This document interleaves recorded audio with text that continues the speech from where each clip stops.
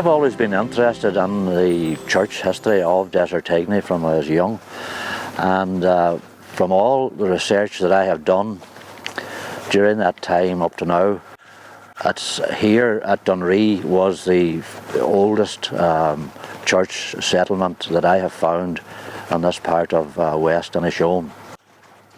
And as we stand here, that church settlement would have been across directly in front of us here on that green field, and maybe above it, that is the name of that field to this day is Killard, which means in English the church on the height, which you can see it's on the side of Dunree Hill.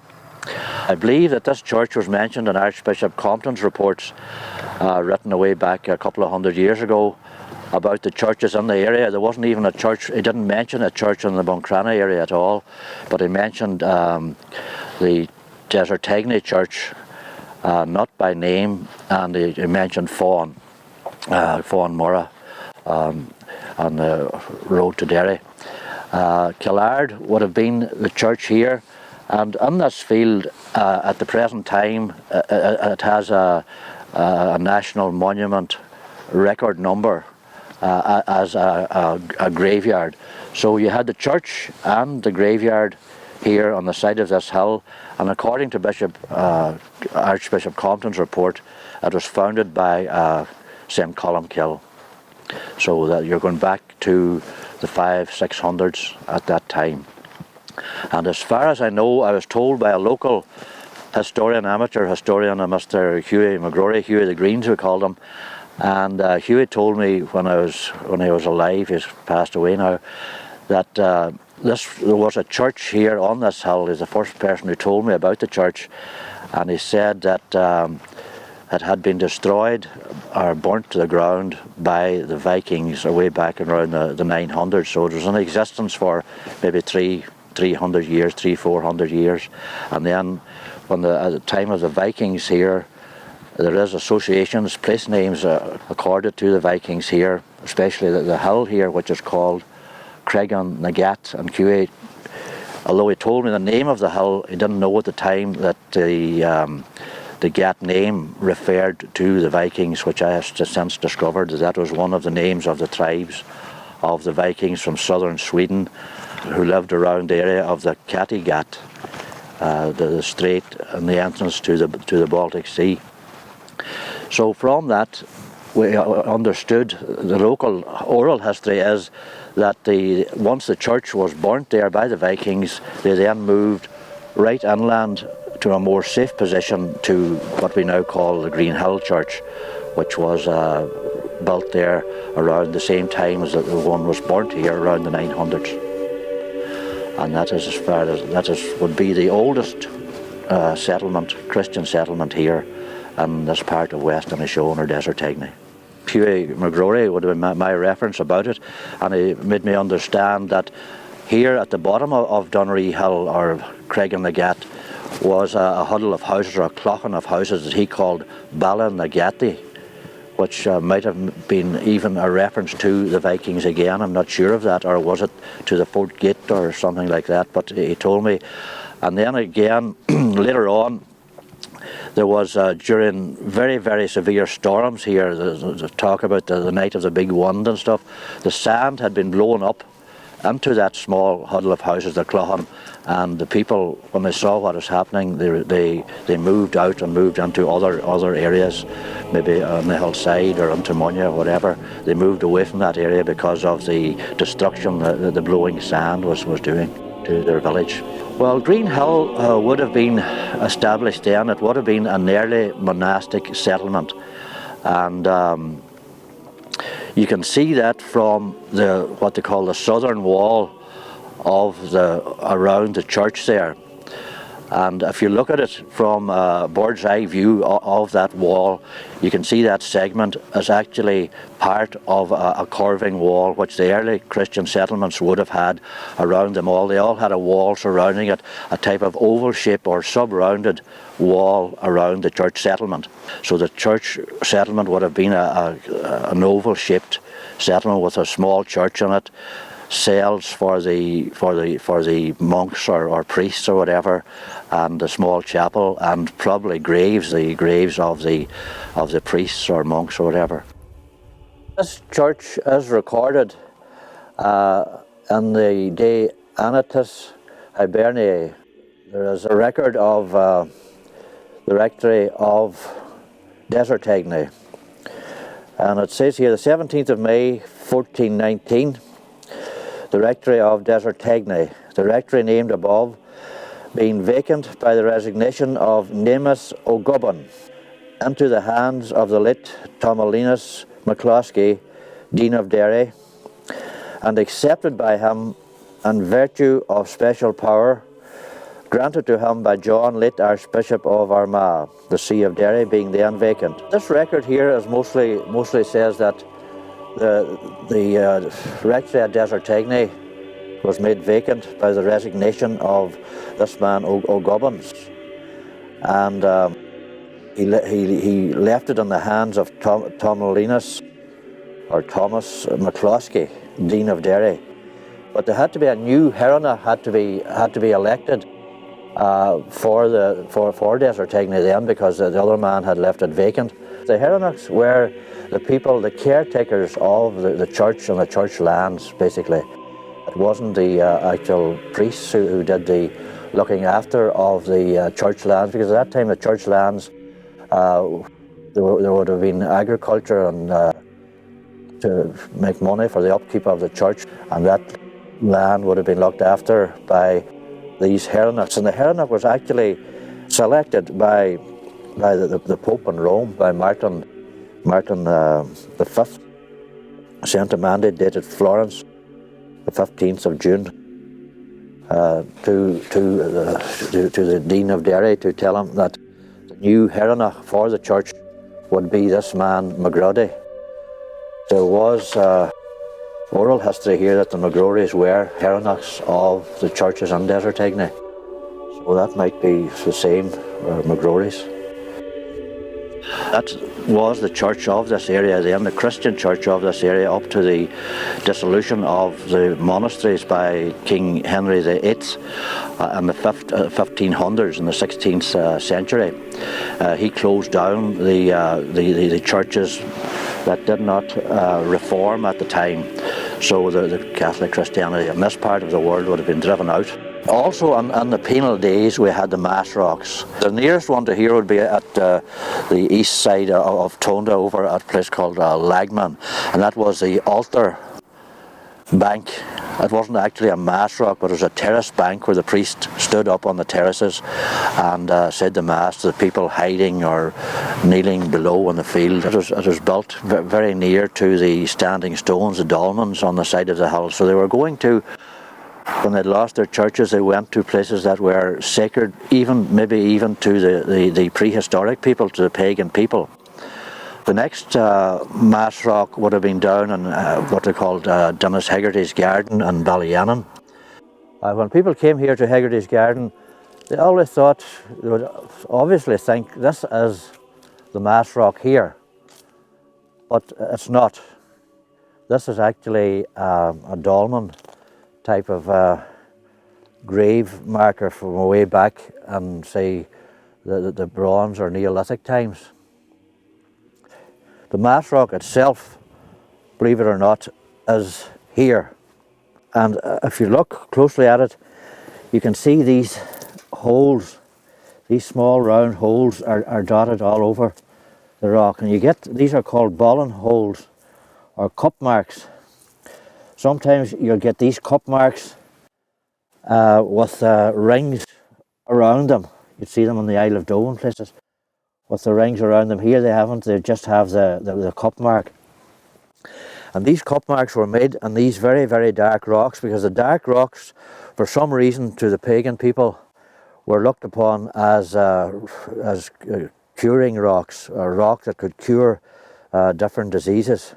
And I think maybe the cure included the water that was collected in these small cups marked holes here, that they collected the water from them and then used them for curing people of any disease or warts or whatever. This rock actually hid the priest saying mass from the upper road, from anyone passing by on the upper road. You can see the old church from here. So although they were driven out of the churches and had to go out into the wilder places, they didn't abandon. They could still were on sight of the church that was their that served them for so many years, and retreated here to these pagan areas, which they must have remembered down through the years that these were special places for their forefathers. This is one of the most important ones in this area of the three that I know. The third one would have been in Roddy's Glen, a wooded area near the centre of the parish. That would have been the three that played a big part in the religion and the Christianity, or Catholic Christianity, of this part of the world when they didn't have a church. But they are just as important sites as the churches, even they didn't have walls.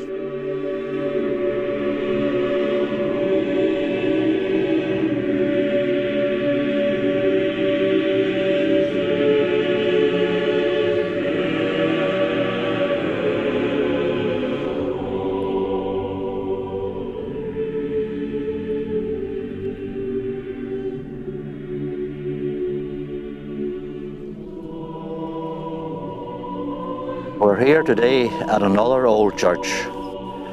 This is a Church of Ireland church. The site here was chosen a way back in the early 1600s, just after the plantation of Ulster. The original church was a wooden church, a wooden and wattle daub church that was built way back in around 1611 here in Lansford.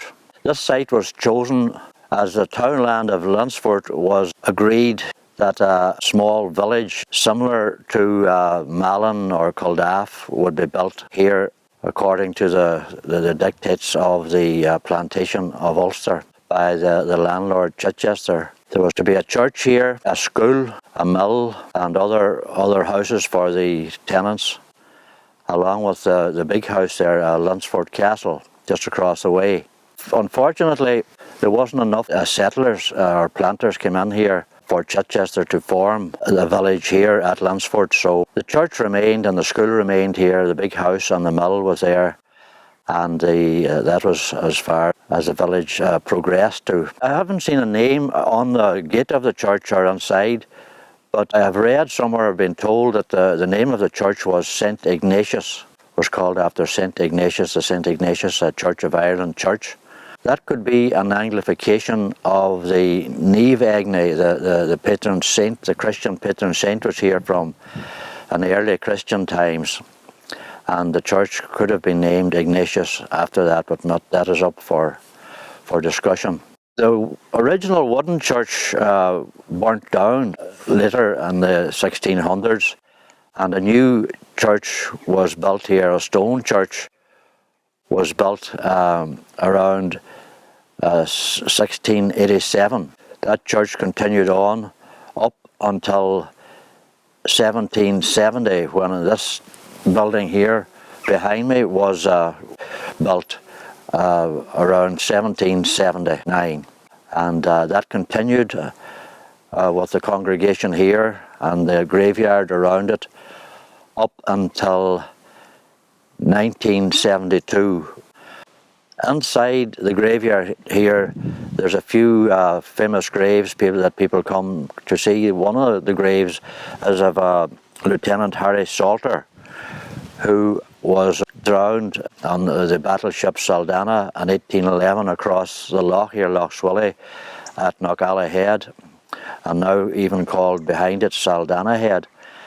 But when the ship was forced into the Swilly seeking shelter during a storm in January of 1811, and over 300 of the people on board the man of war were shipwrecked at Knockalla and lost their lives there. One of them is a marked grave here, Lieutenant Harry Salter. There's also J. Coulter, who we are told was a soldier in Dunree who fell off the walls in Dunree coming back from a night out in Desertegney. He tried to scale the walls of the old fort at the drawbridge there and fell down into the sea and rocks there below the walls. He was only a young man, 24 at the time. And there was also Liam Jones, who washed ashore in 1917. He was probably one of the people off the Laurentic that sank off the mouth of the Swilly in 1917. His grave is also marked here, and he is interred in this cemetery at Lansford Church of Ireland Church.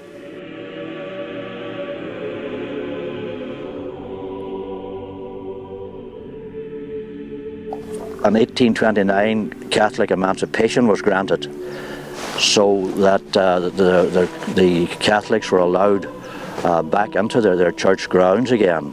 At that time the church would have been in very, very bad condition, probably a thatched roof on it. But in 1832, in this bay here in Port Ban, a ship was grounded, blew in with a north wind, and wrecked itself in the bay here below us, a ship called the Billow. And of course there were wooden ships in those days, so the locals gathered all the timber from the wooden ship and stored it away. And 10 years later, Father Flanagan collected the timber, and with the stored timber from the Billow ship that was wrecked here, he constructed a new roof on Green Hill and a gallery. And that continued on then from 1843 up until around 1895, when a new church was built down in Glebe beside the river, the Chapel River they call it now. There was a story that we were told when we were young that they didn't know where to build the church, but this bird lifted a piece of material, a stone or a pebble, and they watched him where he was going to go, and he flew down to Glebe and dropped the pebble at Glebe. Well, that's true or not, I don't know, but that's what we were told. So actually, The first Star of the Sea church was built here in Glebe in 1895. I saw a reference from Mr. Patrick McKenna who kept a record of all the births, deaths and marriages around here. He was one of the McKennas of the hillside, and he had someone showed me a record that he had written out, and it's from him that I get the reference that the first marriage in the Glebe church was on the 1st of the 1st 1895. So he was the first man to be married in the Glebe church. I'm informed that the last two marriages performed here in the parish church of the Star of the Sea was performed on the same day, the 5th of August 1964, performed by Father Tom Doherty from Carndona, the local curate here. And that was Kathleen McLaughlin and Pat Hagan. The other couple was Mary Ellen McLaughlin and John Oliver McKinney. That was the 5th of August 1964. And that was the last function performed here in the Star of the Sea Church in Glebe. My Uncle James was the first child baptised in the old church that stood down in the middle of the graveyard. Like so many others from this parish and other areas, he left to go to Boston. Not only did he leave, but his two brothers and his sisters went shortly after him. When he was in Boston, he was a tram driver or a conductor, I'm not sure. But here we have a photograph of him as a young man with his uniform on him in Boston. And when he died, his family sent this ciborium in memory of him to be used in the old chapel, and it was used there. Then it was moved up to be used here in this chapel. It is really, really a very beautiful thing. My memories of the old church is going with my mother. For some strange reason, I remember this, on the first Fridays. And one of my brothers would usually drop us off, and we would go to Mass on the first Friday. And my memories of an old building. And sometimes after school, myself and my classmates, we would pop in. Now, I'd love to say we were dead holy and we popped in to pray, but we would often pop in, to say a mouthful possibly, but also we would pop in just to look around the old building and to walk around it. And I remember one day Father O'Neill, who used to be a curate here at one stage, a lovely man, he came in, and myself and one of my friends were making noise on the floor because it had a real old wooden floor, and when you ran up and down this floor it made an awful clatter. So myself and a couple of the lads were running up and down this floor, and he came in, and I don't think he was at all pleased. But I'll not go into the rest of the story. I worked at the demolition of the Glebe Church in around 1965, and someone, while I was there, an old man came in chatting to us, and he told us, believe it or not, your grandfather was actually at the building of this church. So in the life of a church, it wasn't a long life for a church. A church usually is maybe 200 or 300 years, but that church from 95 to 65 was 70 years.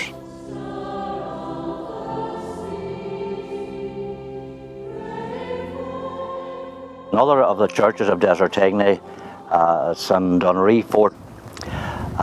This church, as you see here behind me with the rails going up to it and the steps, local people remember coming here with the soldiers, and it been used for Mass up into the 60s and maybe the early 70s.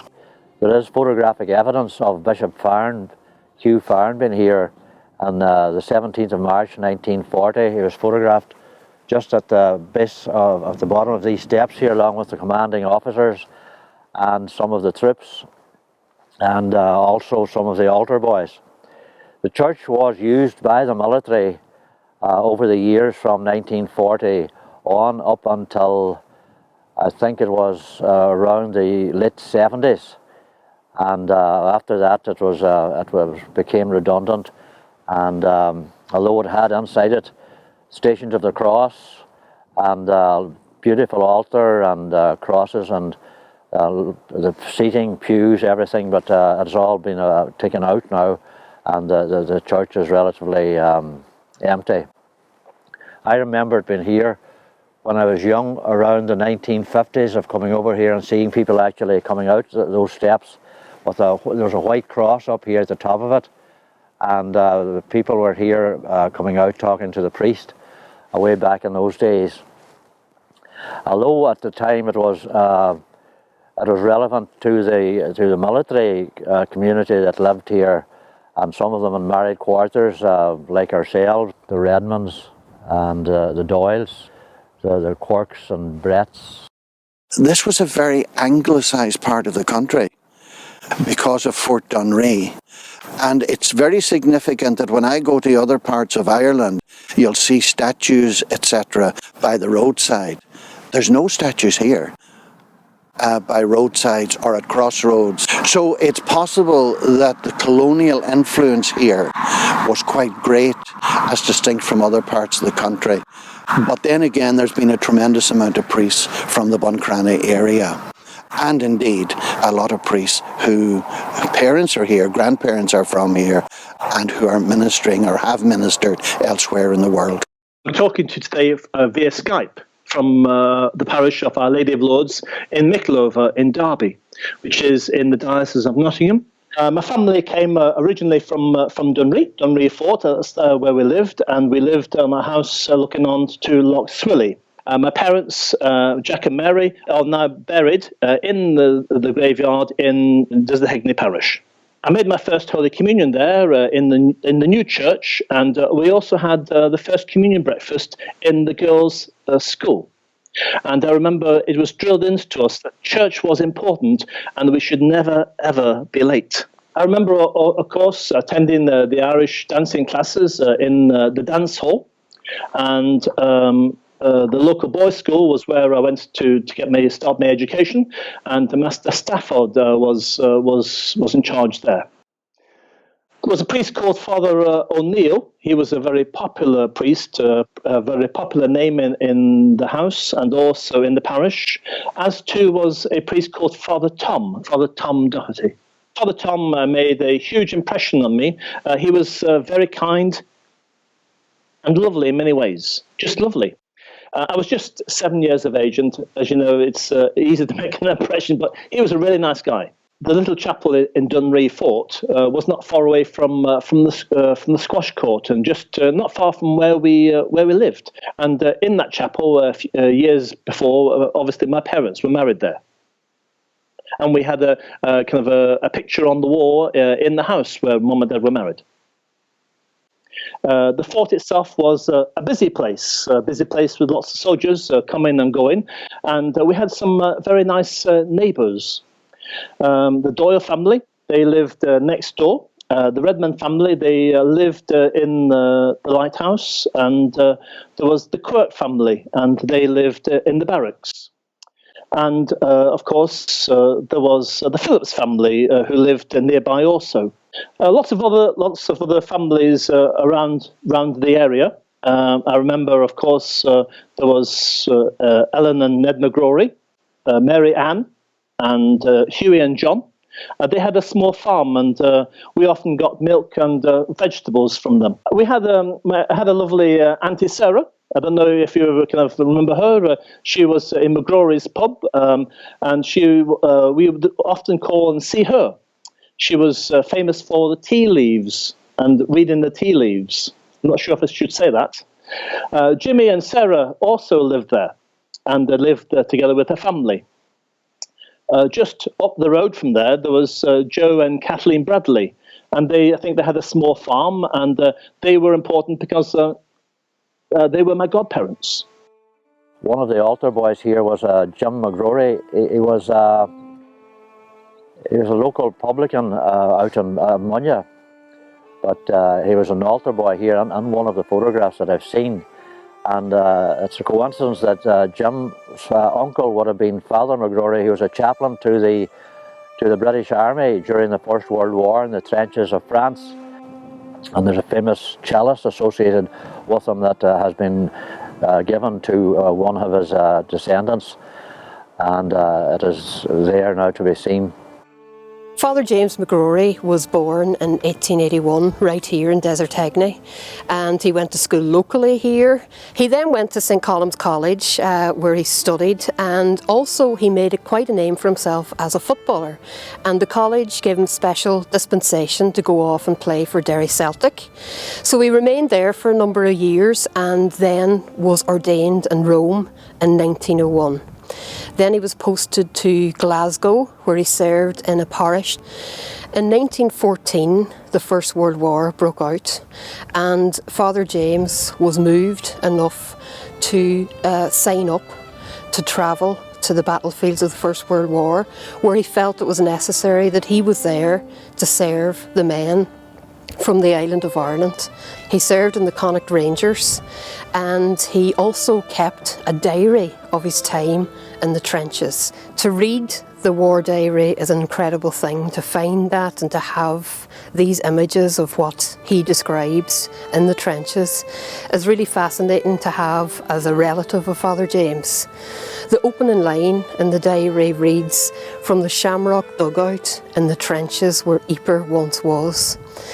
And he really goes on throughout the 600, 700 pages of his diary to detail, I suppose, high level inefficiency, the anger that he felt at seeing the terrible sights that he's seen through the eyes of the soldiers as well. He talks in his diary of one period of 6 weeks where he couldn't lift his head above the parapet, and continuous shell fire. But he was also there to guide them and to help them through this, what was now, as we know, a terrible, terrible battle of 4 years and a terrible war. At home, there was 2 vases that sat in the sitting room above the fireplace, and the vases were given to Father James by a prisoner of war, a German prisoner of war, and he took them back home with him. And I suppose they're what's called trench art, and as you can see, the shell details are at the bottom and know that they have been fired. So these were given to him, and they sat in our house for a long time before I discovered really what they were. Dad always said, like, Father James, your granduncle took them back from the war.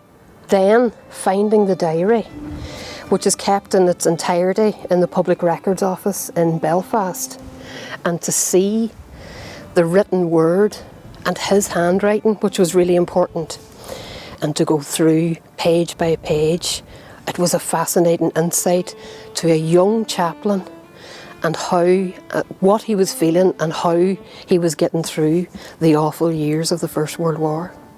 Being in Ypres and around the battlefields, which I have been many times now and have been honoured to play at the Menin Gate.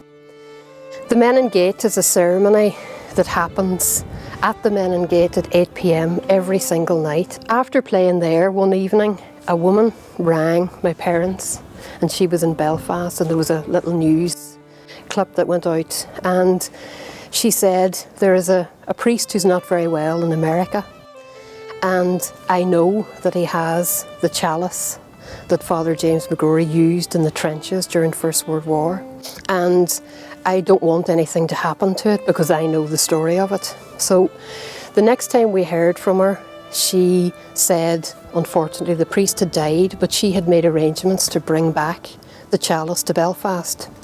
So she said, why don't you come up and have a look at it? And I did.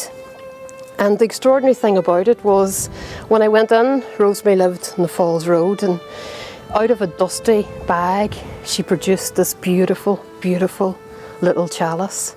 And she said, you know something, this doesn't feel right that I have it. It belongs in Desertegney and Dunree, and it belongs in Donegal. And this was the beautiful, beautiful chalice that she presented to me. The fact that it's been here, travelled to the trenches of the First World War in Belgium and in France, then on to America and back again in Desertegney and back here in Dunree. It's extraordinary, and I don't know how these things happen, but somehow it's meant to be.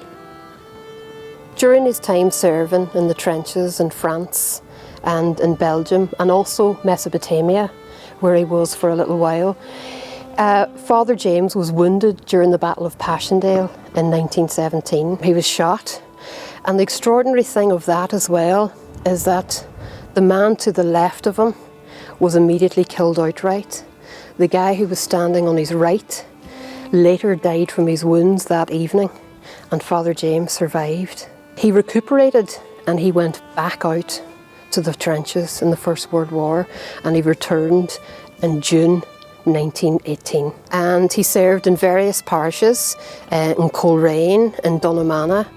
He also was very well known as a musician, and he played the piano.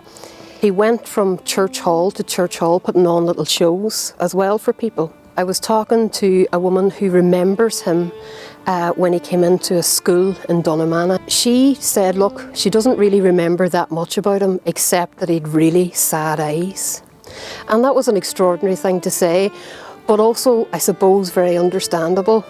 Coming back from a war, like was the First World War, I can totally understand that he'd sad eyes, but it was sad that she remembered his sad eyes. He died in 1952, and he's buried here in his home parish in Desertegney.